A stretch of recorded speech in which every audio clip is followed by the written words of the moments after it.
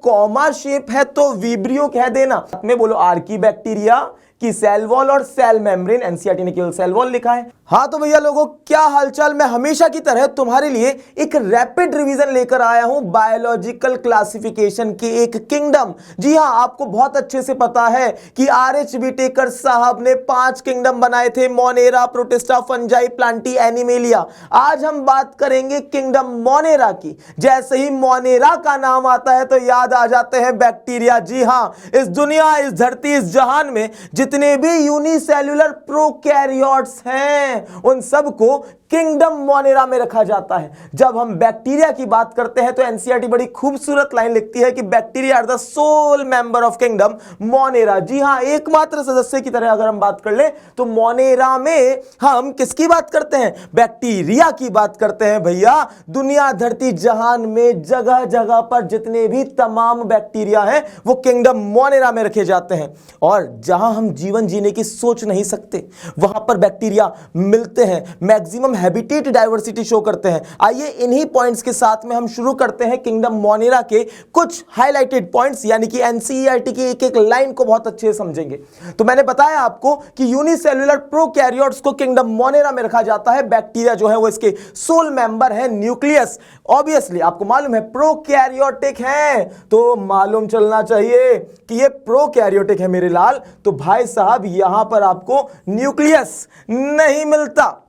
Also यहां पे आपको मेम्ब्रेन बाउंड ऑर्गेनेल नहीं मिलेंगे क्योंकि प्रोकैरियोटिक सेल की बात हो रही है। हां, यह ध्यान रखना कि इनकी जो सेल वॉल है, जी हां, इनकी जो सेल वॉल है वो पेप्टाइडोग्लाइकेन की बनी होती है और पेप्टाइडोग्लाइकेन को हम म्यूरिन नाम भी देते हैं। याद रख लेना, बैक्टीरिया की सेल वॉल पेप्टाइडोग्लाइकेन की बनी होती है जिसे हम म्यूरिन भी कहते हैं। तो पेप्टाइडोग्लाइकेन या म्यूरिन के नाम से भी जाना जाता है। अगर हम इसमें रिप्रोडक्शन देखें तो रिप्रोडक्शन देखिए एसेक्सुअल में आपके पास बाइनरी फिजन, ध्यान रखना मेरे लाल, बाइनरी फिजन। दूसरा आता है एंडोस्पोर फॉर्मेशन एसेक्सुअल में, ध्यान रखो मेरे लाल। बाइनरी फिजन तो आप जानते ही हो, एमाइटोसिस होता है। बोले एमाइटोसिस क्या होता है, तो ध्यान रखना एमाइटोसिस माइटोसिस की तरह ही होता है, पर वहां पे स्पिंडल फाइबर फॉर्मेशन की बात हम नहीं करते। यहां पर एमाइटोसिस देखने को मिलेगा आपको। बाइनरी फिजन आप जानते हो, एक सेल 2 पार्ट में डिवाइड हो जाएगी। ऐसे ही एंडोस्पोर फॉर्मेशन, ये बात याद रखना कि बाइनरी फिजन आपको मिलेगा फेवरेबल कंडीशन में। जी हां, अगर कोई पूछ ले आपसे कि बैक्टीरिया में फेवरेबल कंडीशन में कौन सा जो है रिप्रोडक्शन मेथड होता है, तो आप बोल देना बाइनरी फिजन। पर अगर अनफेवरेबल कंडीशन की बात करें, अनफेवरेबल, तो भाई साहब अनफेवरेबल में आपको एंडोस्पोर फॉर्मेशन बोलना होगा। याद रख लेना आप लोग, अनफेवरेबल कंडीशन बोले तो एंडोस्पोर बोल देना भैया कोट बना लेता है। हाँ जी, आप तो एंडोस्पोर को याद रखना। सोर्ट ऑफ सेक्सुअल रिप्रोडक्शन, जी हाँ, बैक्टीरिया में ट्रू टाइप का सेक्सुअल रिप्रोडक्शन नहीं मिलता, उसमें प्रिमिटिव टाइप का डीएनए ट्रांसफर मिलता है, जिसमें हम कुछ मेथड भी बताते हैं, कॉन्जुगेशन, ट्रांसफॉर्मेशन, ट्रांसडक्शन। तो कोई पूछे कि क्या बैक्टीरिया में ट्रू टाइप का सेक्सुअल रिप्रोडक्शन होता है, बोले नहीं नहीं नहीं नहीं नहीं, उसमें गैमेट फ्यूजन जैसा कुछ भी नहीं होता। बोले हाँ, primitive type of DNA transfer मिलता है जिसको हम एक तरह से, यानी कि एक टाइप का सेक्सुअल रिप्रोडक्शन कंसीडर कर लेते हैं। अब देखिए मोनेरा किंगडम में आपको मोड ऑफ न्यूट्रिशन कौन कौन से मिलते हैं? आपको ऑटोट्रॉफिक कंडीशन मिलती है, हेटेरोट्रॉफिक कंडीशन मिलती है, साथ ही साथ कुछ बैक्टीरिया सिम्बायोटिक एसोसिएशन भी शो करते हैं। तो मुझे आप बता देना कि कौन कौन से बैक्टीरिया है, एग्जाम्पल बता देना सिम्बायोटिक वाले। चलो ऑटोट्रॉफ की बात करते हैं। ऑटोट्रॉफ कौन है? जो अपना खाना खुद बनाएंगे, ऑटोट्रॉफ कहलाएंगे। अगर लाइट एनर्जी का यूज कर रहे हैं तो फोटो ऑटोट्रॉफिक कहलाएंगे, और अगर केमिकल एनर्जी को यूज कर रहे हैं तो भाई साहब कीमो ऑटोट्रॉफिक कहलाएंगे। ऐसी अगर हेटेरोट्रॉफ की बात करूं तो वास्ट मेजॉरिटी ऑफ बैक्टीरिया, जी हां, ज्यादातर कैसे हैं? हेटेरोट्रॉफ है। एनसीईआरटी की लाइन कह रहा हूं मैं। जी हां, आगे अगर हेटेरोट्रॉफ की बात की जाए तो 2 कंडीशन आती हैं। कौन कौन सी? पैरासाइट और सैप्रोफाइट। अगर लिविंग से फूड ऑब्टेन कर रहे हैं पैरासाइट, और जो निपटे हुए को निपटा रहे हैं, हां, डेड और डिके से फूड ले रहे हैं भाई, उनको कहेंगे सैप्रोफाइट। याद रखने वाली बात है। तो मैंने आपको 2 कंडीशन तो बता दी,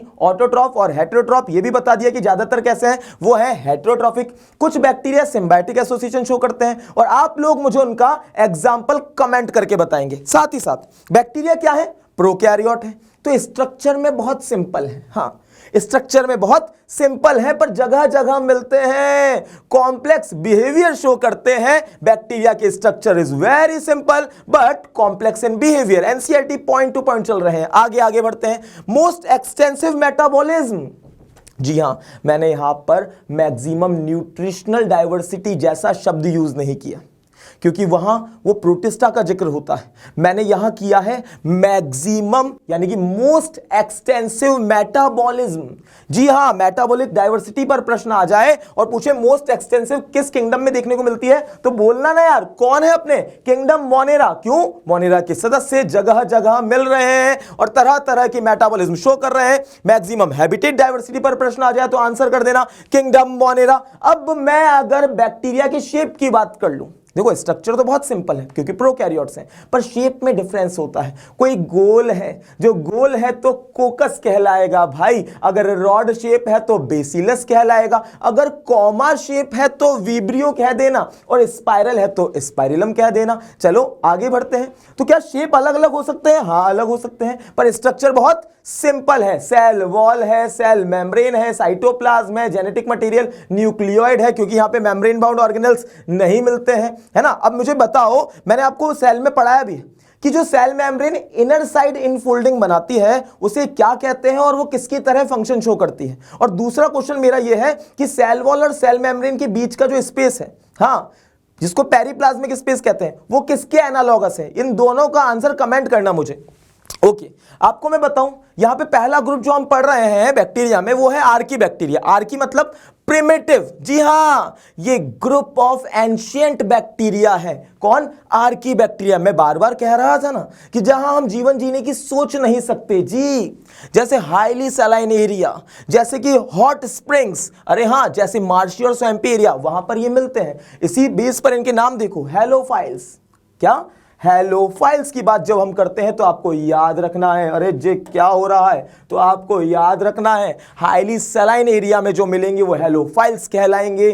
थर्मो एसिडोफाइल्स आपको पता है, थर्मो हाई टेम्परेचर में और एसिड यानी कि लो पीएच में जो मिलेंगे थर्मो एसिडोफाइल्स कहलाएंगे मेरे लाल। अब एग्जांपल बता दियो तू, बायोटेक में लिखा हुआ एक, तू बताइयो मेरे को हाई टेम्परेचर पर जो बैक्टीरिया मिलता है उसका एक नाम बता दियो, कमेंट करियो। नेक्स्ट है मिथेनोजेंस। मिथेनोजेंस यानी कि जो मिथेन प्रोड्यूस करे, मिथेन प्रोड्यूसिंग बैक्टीरिया, ये आपको रूमेन या गट ऑफ कैटल्स में मिल जाते हैं। आपने देखा होगा गाय भैंस जुगाली करते रहते हैं, च्विंग करते रहते हैं। मार्शी एरिया में मिल जाते हैं, कैटल यार्ड में मिल जाते हैं। बायोगैस बनाने में हेल्प करेंगे। और मुझे याद आ जाता है कि बायोगैस का वो जो अपन सेटअप बनाते हैं तो उसमें जो डाइजेस्टर, वो जो अपन गड्ढा खोदते हैं, वो कितना मीटर होना चाहिए ये भी मुझे कमेंट करके बताना। आगे आते हैं, you bacteria advance. You bacteria advance type of bacteria है भैया। यू बैक्टीरिया से ये मत समझ लेना यूकैरियोटिक है, नहीं नहीं नहीं नहीं नहीं, बैक्टीरिया तो बैक्टीरिया ही है, चाहे कोई सा ही हो। बैक्टीरिया तो सारे प्रोकैरियोटिक ही हैं। आगे आइए, यू बैक्टीरिया जो है उसमें रिजिड सेल वॉल मिलेगी। हाँ, अगर ये मोटाइल है तो फ्लैजिला होती है, यानी कि फ्लैजिला है तो मोटिलिटी देगी। अरे हाँ, और फ्लैजिला नहीं है तो नॉन मोटाइल। इधर ध्यान दीजिएगा, आर्की बैक्टीरिया यू बैक्टीरिया से अलग है। हाँ, क्योंकि हार्श कंडीशन में मिल रहे हैं। बोले सर ऐसे कैसे, इसमें ये गुण कैसे आया? क्योंकि आर्की बैक्टीरिया की सेल वॉल कॉम्प्लेक्स होती है। सर सेल मेम्ब्रेन में भी यहां पर ब्रांच्ड लिपिड चेन मिलती है।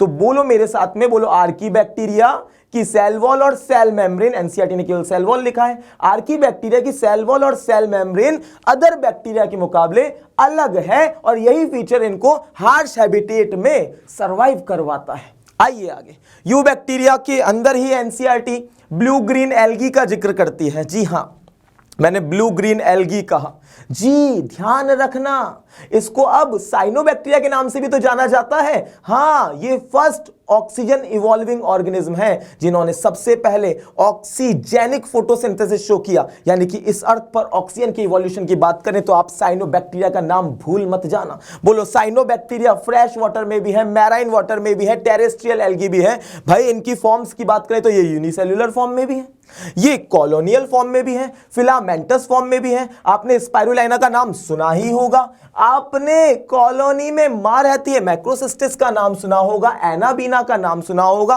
Filamentous, no, Nostoc, Oscillatoria, Nostoc का डायग्राम भी दिया हुआ है, फिलामेंट बनाया हुआ है, फिलामेंट को ट्राइकोम कहते हैं। इतनी बात हम करेंगे नहीं क्योंकि हम एनसीईआरटी के अकॉर्डिंग चल रहे हैं। आगे, colonies surrounded by gelatinous sheath, mucilage से सराउंडेड रहती है, बिल्कुल ध्यान रखना, जिलेटिनस कह लो म्यूसिलेजिनस कह लो, एक कोई गल है। आगे, often form blooms, polluted water में रैपिड ग्रोथ कर जाते हैं, कहलाता है ब्लूम हो चुका है।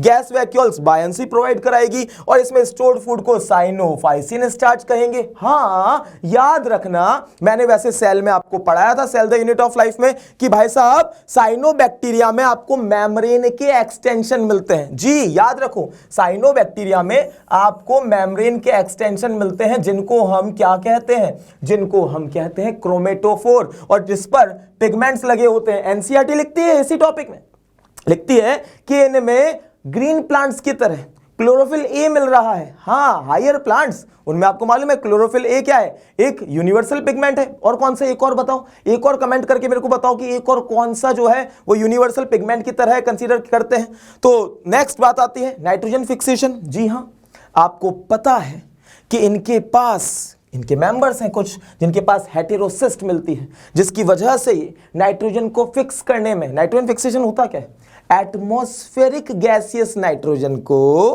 कंपाउंड फॉर्म में कन्वर्ट करना, ये कहलाता है नाइट्रोजन फिक्सेशन। अब मेरा एक क्वेश्चन और है तुमसे, CO2 का फिक्सेशन क्या कहलाता है? जी हां, किस प्रोसेस के थ्रू होता है? कमेंट करना। अच्छा, याद रखना है नॉस्टॉक, एनाबीना, और आपके एनसीईआरटी में देख लेना डायग्राम अभी तुरंत नॉस्टॉक का। आगे बढ़ते हैं, माइकोप्लाज्मा, कौन सी मां? माइकोप्लाज्मा। जी हां, जोकर है। क्या है ये?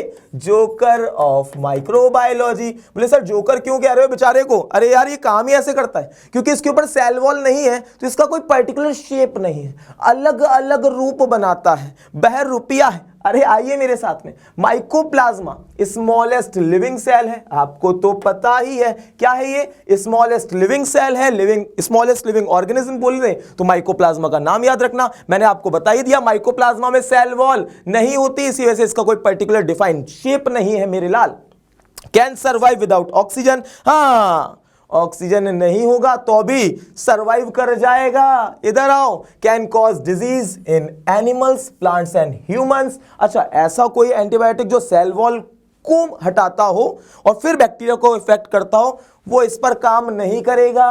आपको याद आ रहा होगा कोई एंटीबायोटिक, वो भी कमेंट करना, क्या पता याद आ जाए, है ना, ध्यान रखना। इधर तो बोलो ऐसे एंटीबायोटिक जो सेल वॉल को हटाते हैं, ब्रेक करते हैं, मतलब माइकोप्लाज्मा पर वो असर करेंगे ही नहीं ना मेरे लाल। आओ, ये आपको सैप्रोफाइट, ये बार बार क्या हो रहा है, सैप्रोफाइट और पैरासाइट। सैप्रोफाइट क्या होते हैं?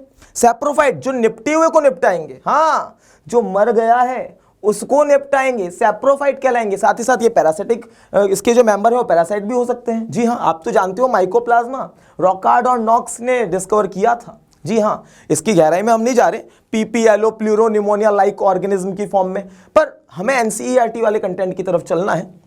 ओके, तो मैंने आपको बता ही दिया ये डिजीज कॉजिंग होते हैं, प्लांट्स, एनिमल्स, ह्यूमंस, है ना, एनिमल्स, ह्यूमंस में भी डिजीज कॉज करते हैं। अच्छा, कुछ खास बात, आपने किंगडम मोनेरा पढ़ा, इसमें आते हैं बैक्टीरिया।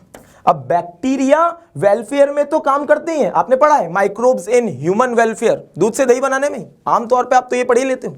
चलिए, ऐसे ही बैक्टीरिया से कुछ डिजीज भी होती है, पर मैंने ये नहीं कहा कि सारे बैक्टीरिया डिजीज कॉज करते हैं, ठीक है। मैंने कहा कुछ बैक्टीरिया हैं जो डिजीज कॉजिंग करते हैं। यहाँ पे बैक्टीरिया से होने वाले कुछ डिजीज का जिक्र है भी, और आपने ह्यूमन हेल्थ एंड डिजीज में पढ़ा भी है। तो बेटा, cholera, typhoid, tetanus, citrus canker, ये कुछ नाम हैं डिजीज की जो बैक्टीरिया से होती हैं। आमतौर पे कई सारे ऑप्शन दे देते हैं और पूछ लेते हैं कि भैया इनमें से बैक्टीरियल डिजीज को छांटिए, तो आप लोग बहुत अच्छे से कर लोगे। तो मेरे साथ में बोलो, बोलो कीमो। इधर ये मैंने आपको अभी ये बात बताई थी, कीमो क्या होते हैं, कीमो ऑटोट्रॉफ, कीमो सिंथेटिक क्या होते हैं? बोलो ऐसे बैक्टीरिया जो केमिकल एनर्जी को यूज करते हैं। हाँ, तो ये क्या करते हैं? ये कुछ नहीं, सिंपल काम है, इनऑर्गेनिक सब्सटेंस लेंगे, उसका ऑक्सीडेशन कराएंगे, उससे जो एनर्जी निकलेगी। बोले सर इनऑर्गेनिक सब्सटेंस कौन कौन से? अरे नाइट्रेट, नाइट्राइट, अमोनिया, उनको ऑक्सीडाइज करके उनसे जो एनर्जी निकली उससे एटीपी सिंथेसिस करेंगे।